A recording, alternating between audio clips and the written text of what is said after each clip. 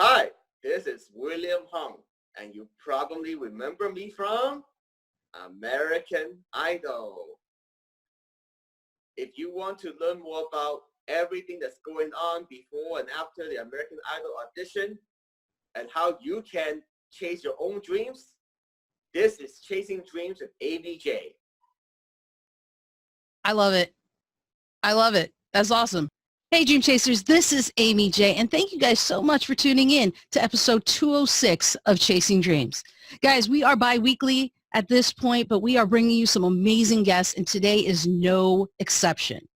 Today, I have to introduce you to William Hung. After his American Idol edition and rendition of She Bangs, he became famous for all the wrong reasons. Despite the harsh criticism he endured, William persevered, having gone to attract a cult-like following, releasing 3 albums, and even performed live last year with Ricky Martin in Las Vegas. A motivational speaker and professional optimist, William is proof that the underdog can succeed when you rise above the haters and choose to be happy. You know that's a perfect fit for this show. William has appeared on media outlets like Fox, ABC, NBC, publications like Rolling Stones, Time Magazine, USA Today. He's been on Jimmy Kimmel. He's been on the Ellen DeGeneres Show. And guys, he wrote a book. And that's actually what brings him here today, not just his experience with those past items and events, but this book I read. It's fantastic. You guys should check it out. All the links will be in the show notes. William, how are you doing? I'm excited. I am so stoked. A mutual friend of ours, Sarah, suggested that you come on the show, and she told me you wrote a book, sent it to me. It was an amazing book. Congratulations, Champions by Choice.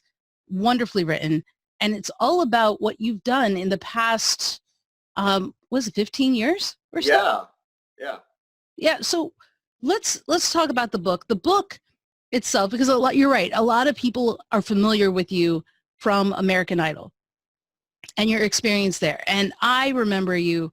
I didn't watch American Idol, so I didn't see your episode. I saw the news that resulted from the episode. And you became famous as a result of that.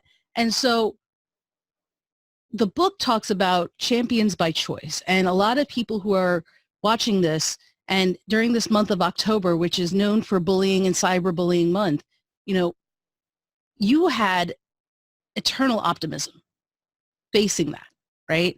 Yes. You talk about it in the book. There are 3 C's. And guys, we'll talk about each of these as we do it. More details, though, are in the book. Communicate, context, connection. In the book, though, and from your resulting, can you talk about that moment in American Idol? And again, not to give spoilers, but what was it like facing, you're singing out of pure joy, right? And then you're slapped kind of with this criticism. What was that like? It was a little bit disappointing, only a little bit, because I knew that Simon Cowell is going to be the mean guy. Okay. He has a role to play. He's known for that. Mm-hmm. So it didn't surprise me. So while it didn't surprise you, you actually said, and I think it was to Randy or Paula's comments, that you're walking out knowing you did your best. Yes. And therefore, you're okay with whatever happens. And they said, that's an amazing attitude. Have you always had that mindset of as long as I do my best, then it's okay? I got that from my parents, and I feel that my parents they have a different perspective in terms of how they want to create my life. Mm-hmm. Even though they still want me to do well in school, they still want me to get a good job when I was a kid.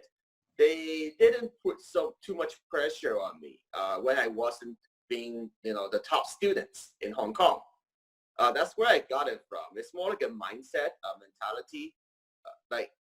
I would say that if you honestly gave your best, what else can you do? You just gotta accept the result and move on. Yeah, it's very true. And coming from an Asian family, from culturally, we all typically have parents who want us to be certain things, right? Yeah. Engineers, doctors, lawyers, those professional things.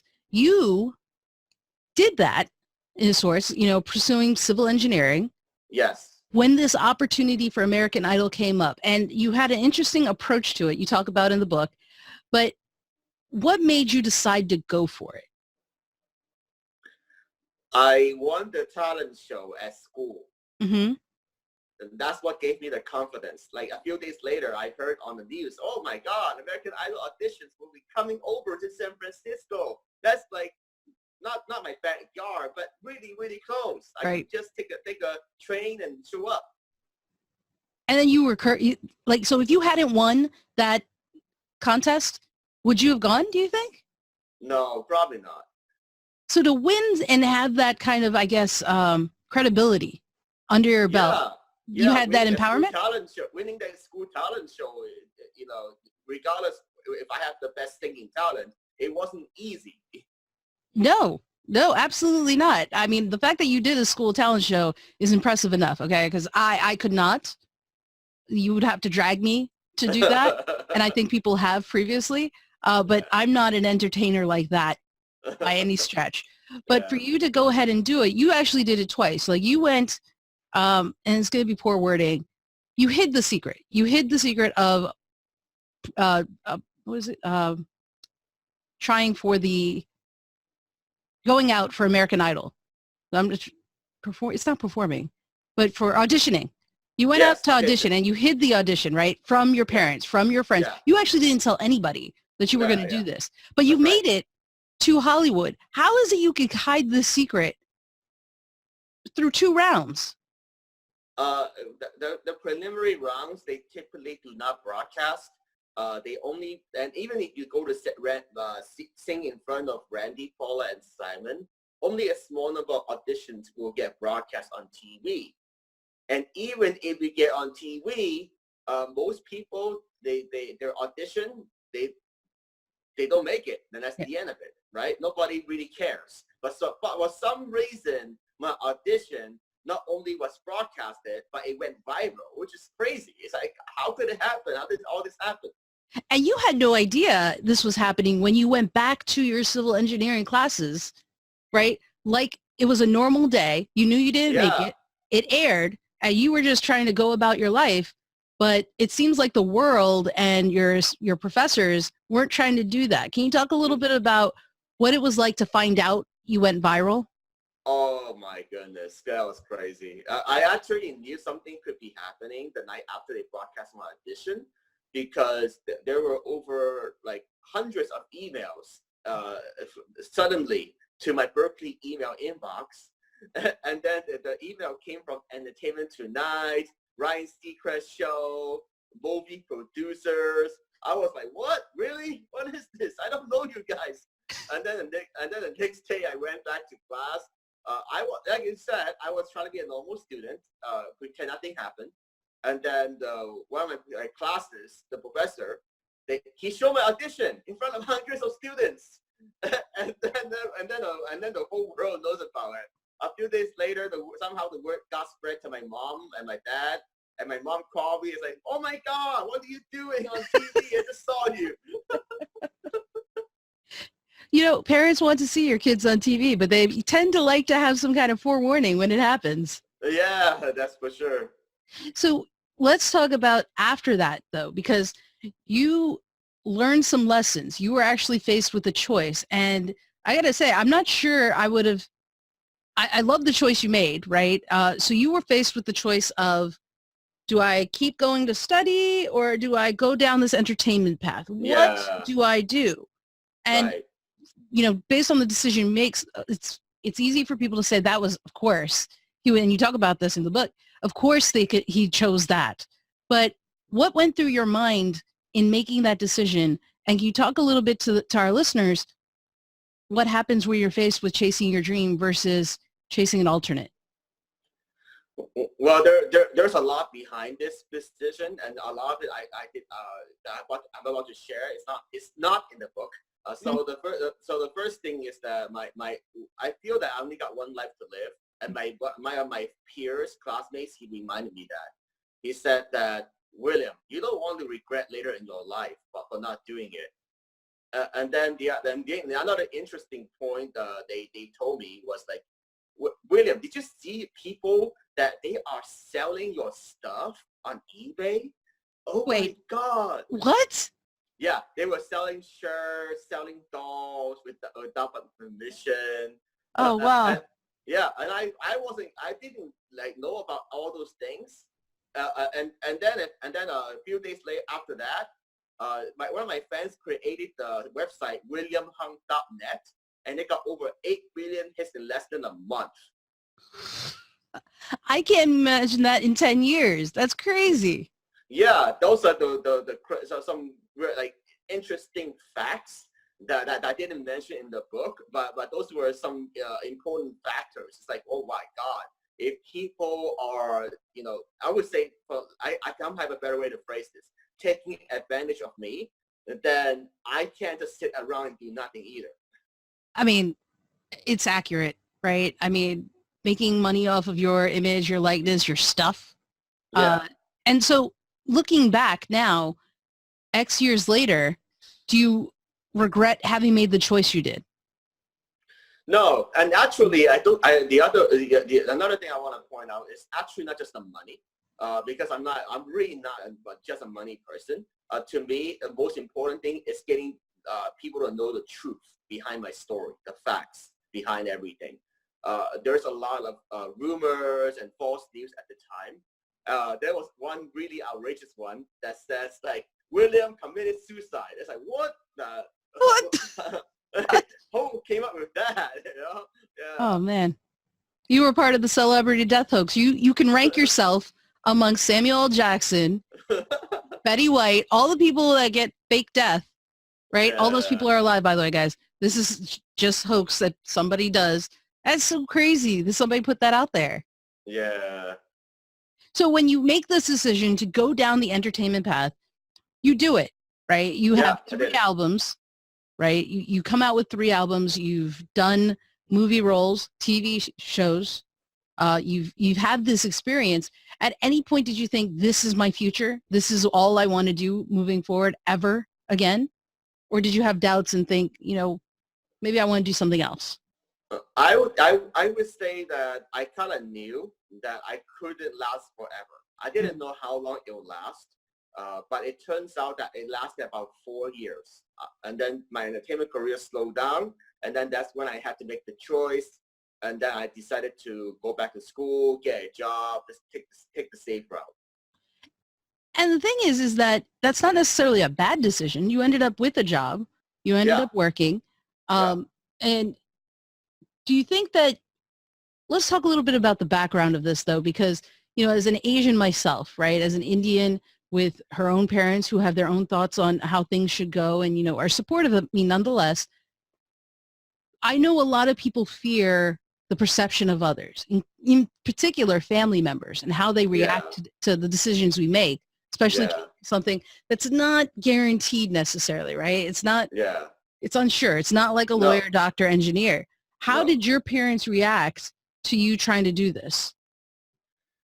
Well, my parents were not sure about Hmm. what to think of it at first. They went along with the ride, and then not too long, maybe a few weeks, few months, and then they got on board. They said that they want to help manage me.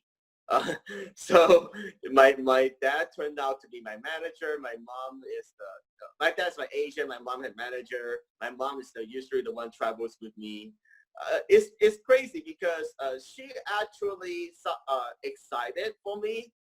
Maybe she has fears herself, Sure. but I remember when I was young, she is saying something along the lines of, I saw Michelle Kwan, the prominent figure skater. I saw Michael Chang, the prominent tennis star. When will I hear William Hung? That's what parents want. That's what parents Yeah, want, right? yeah, Well, so it's great that your parents supported you and continued yeah, on. Sometimes we fear that will never be the case. And sometimes, unfortunately, guys, that can be the case where your family doesn't necessarily support what you're doing. yeah. Did you ever face that kind of, I don't want to say backlash, but like resistance in support at any point after you kind of move forward? Yeah, of course there's resistance. Like even though they want to support me as as my parents, Mm-hmm. they are still very protective. They're thinking about how to minimize risk. So that happened later on when my entertainment career slowed down, Mm-hmm. and they gave me the idea to go back and get a job, get stable income, because they've been through like a difficult life. They didn't grow up rich, so that's why I understand why they might be risk averse. You know, you have a great mentality when it comes to this. Like I'm hearing it I read it in the book. I can hear it in your conversations now, right? A lot of people could be easily offended by those holding them back, right? Or even Yeah, criticism they're getting. And you alluded to the fact that you kind of grew up with this positive mindset, that optimistic mindset, but I'm hearing it, I'm seeing it. Do you ever get frustrated being an optimist? yeah, of course. Not everything works out the way I want. Especially when it comes to my relationships. I went through 2 divorces. Mm. I had a recent date that didn't work out. I had to break up with her. But it's okay. Life keeps moving forward. I have faith. That's why people say that, and people see me. Wait a minute, William, you always seem happy no matter what. Are you on drugs or something? Well, I wouldn't say you're on drugs, but I think it's great that you take things one step at a time, it sounds like, and that you're looking at the positive, right? And you talk about Yeah, this in the book, how some people could easily get mad and throw things and get upset, but yeah. it's not their fault. They play a role. But I think it's hard for us as humans to do that. And guys, it's going to take practice. So what would you say, having done this essentially almost for at least 15 years, that you've done this, you've worked on it, what would you say to people on how to face criticism when they're met with it? What would you say? Well, criticism, we sometimes we do have to listen, but it's important to figure out who to listen from, who to take feedback from, and then who to discard. Usually the way I approach this is that if the criticism is constructive, I'll take it.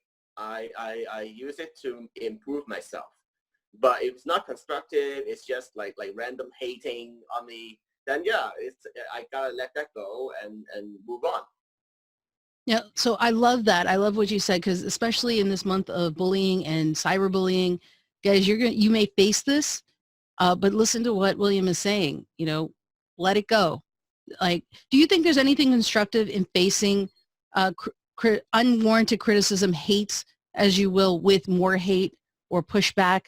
Like, is there any point to that? I say that it really depends. I don't want to say like always ignore and walk away, because that's not realistic either. Hmm. But I learned throughout the years how I can frame it as a positive. You have any tricks on that? Uh, well, I would say, let me see what I would say reframe it. Okay. Like for example, the singing, right? People and the media, my critics tell me that, hey, William, you don't have the best singing talent. You shouldn't work in the entertainment industry. Maybe you should go back to school. So the way I reframe it is that,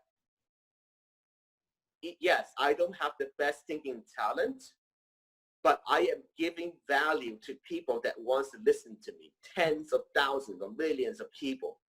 The way I give value is that whenever people see me or hear me, they smile, they're happy.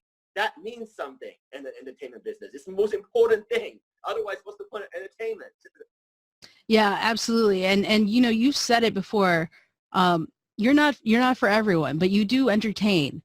And Yeah, I think that's something important for all of us to remember, is we aren't here to please 100%. You're not going to please yeah, 100% of the people, right? But there is a percentage of people that do like you and enjoy you, and you are there for them. And that's like, it's almost like you've created a niche for yourself, right? Everyone sometimes goes too broad, but you've yeah, already found the people that enjoy you. I mean, it's on you. If you look at YouTube videos, there are people who are inspired by what you're doing, by your TED talk that you gave, yeah, which we'll talk about soon, right? and it's amazing how sometimes we because we're not 100, we think we're a failure, but in actuality, and you're an example of this, that's not true at all. Yeah.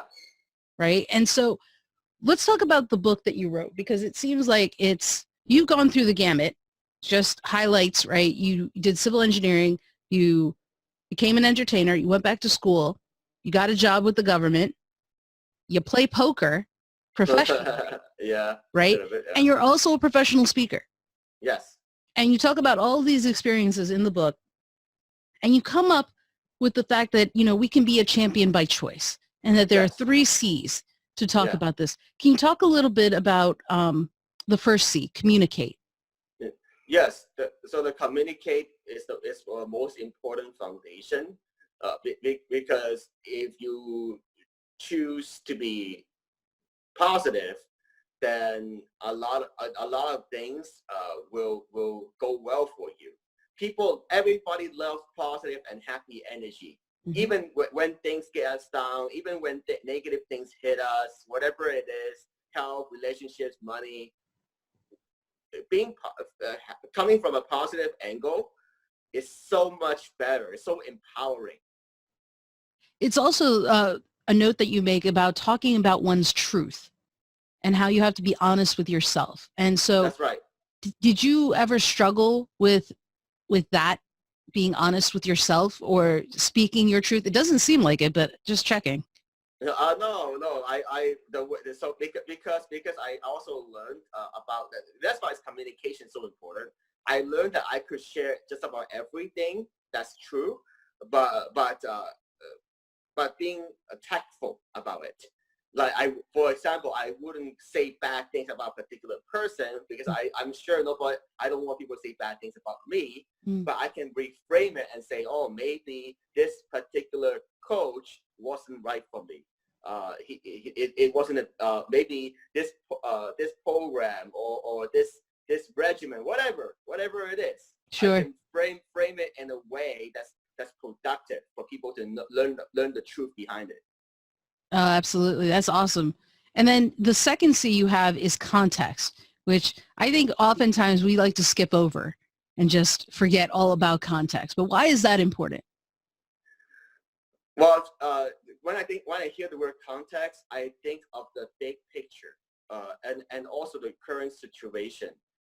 It's very important because like I described earlier about my American Idol experience and the way I see everything. If I didn't see the big picture, if I didn't understand that those people have to play roles as judges, what they say might not even be true in terms of their real opinion outside of the judge's chair. Mm-hmm. And so that's why I could just let it go, whatever. And the media, it could to some extent it could be the same thing. I don't know about if it's true for American media why they have to go after me like, this is a poor singer, he can't sing. But actually in Hong Kong and Asia, they are really well known for that. it's not great because they're well known for that because they have to make news that people will read, people will care about, people will open the emails and newspapers. Yeah, there seems to be a fascination with the negative, unfortunately. Yeah. And I think we, especially on social media, except maybe Instagram, but like Twitter, it's prevalent. It's just, people can be mean. People can be mean. And the thing I think we have to remember, and that you epitomize is, it's not personal. Like these guys are being mean and talking about it, but it's not a reflection of you, the victim, but more so a reflection of them, the perpetrator. And because you had such a positive mindset, even when, and I forget the reporter's name, announced on TV that you were the worst singer ever. Yeah, John Beard. I'll never forget him. Yeah, I'm sure you won't. But for every John Pierce there's 100 other people who think you sound great. And it's all in one's perception, right?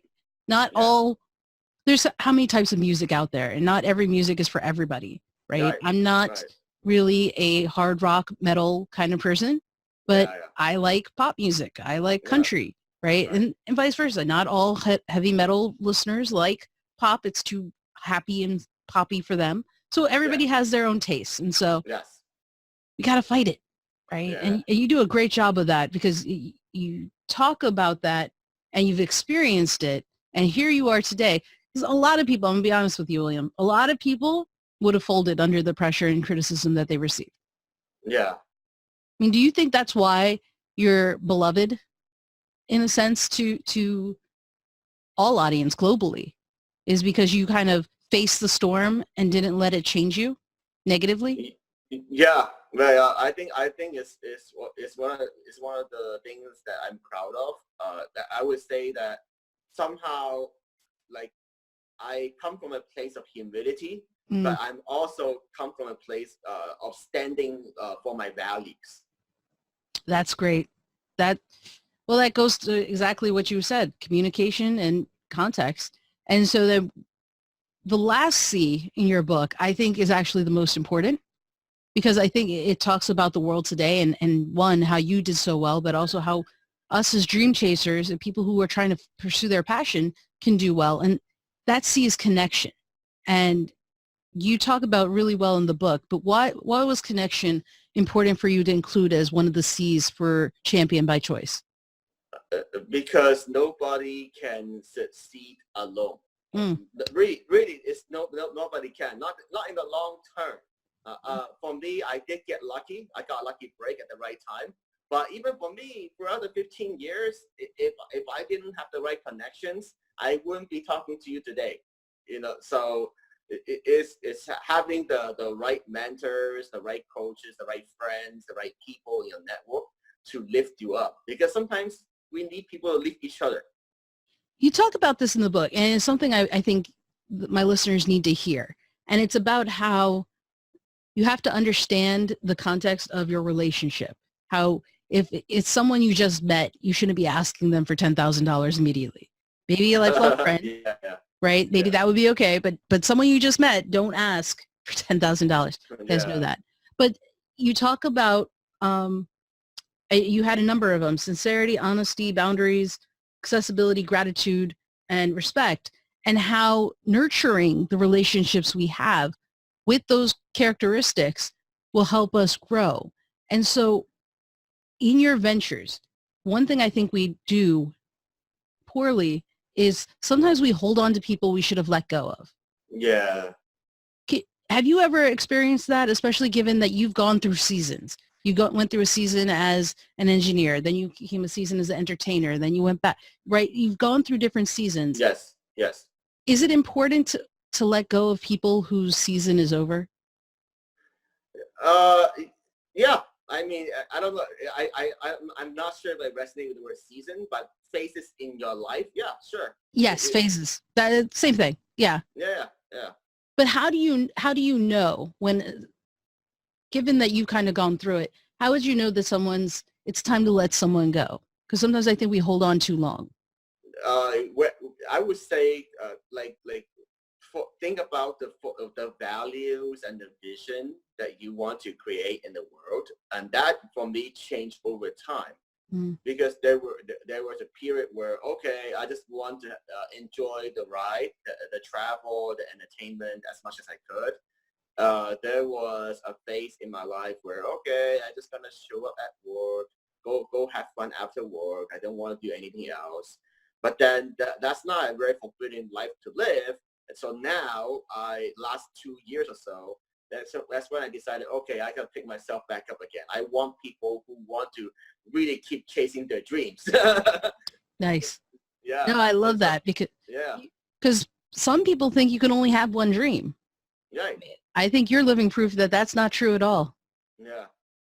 So you picked yourself back up and you actually made a decision recently in the last 2 years, I think, to do something again that's not typical for an Asian and not Yeah. typical for someone who's done what you've done or let alone um, graduate from college. Can you talk a little bit about the decision to pursue poker professionally and speaking?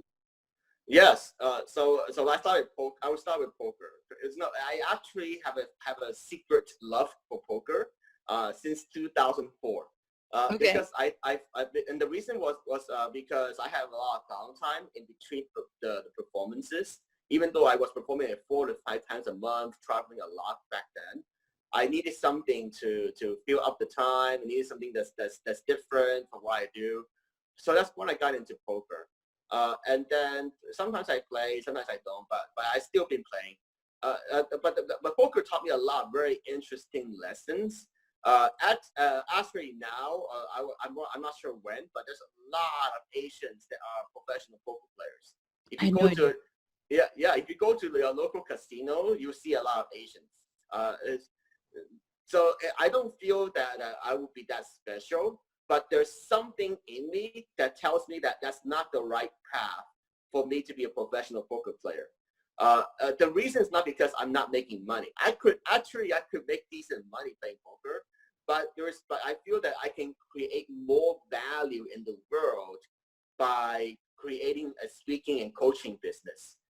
Because I feel that in poker, what doesn't feel right for me as a long-term career is that I'm taking money from people that are less knowledgeable than myself. Mm. No, and again, not a typical path. No. So the fact that you kind of embrace this is awesome. Do you have any regrets? I mean, it's been 2 years since you've kind of started down this path. Any regrets having made that choice? Oh, no regret. But it took me a while to discover what I really want in my life. I still play poker as a hobby because it also gives me a lot of insights in terms of how I want to take calculated risks to grow my business. Mm-hmm. That's the biggest lesson I learned. Because poker, you can't always just sit around and wait for the good cards. You have to create the good situations for yourself so that you can achieve your dreams. Oh, that was deep. Yeah. That was a good one. Yeah. That was a good one. So I love that. And with what you're doing, I mean, so many amazing things. Let me ask you before we kind of go to a new section, which you'll appreciate given your professional speaking background with Toastmasters. What is something you would tell people today who are trying to chase their dreams? What is it you would want to tell them?